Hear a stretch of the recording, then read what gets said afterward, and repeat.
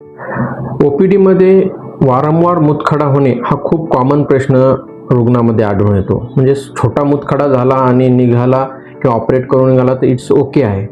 पण रुग्णांची सर्वात मोठा प्रश्न असतो की दरवेळेस होणे किंवा वारंवार मूतखडा होणे.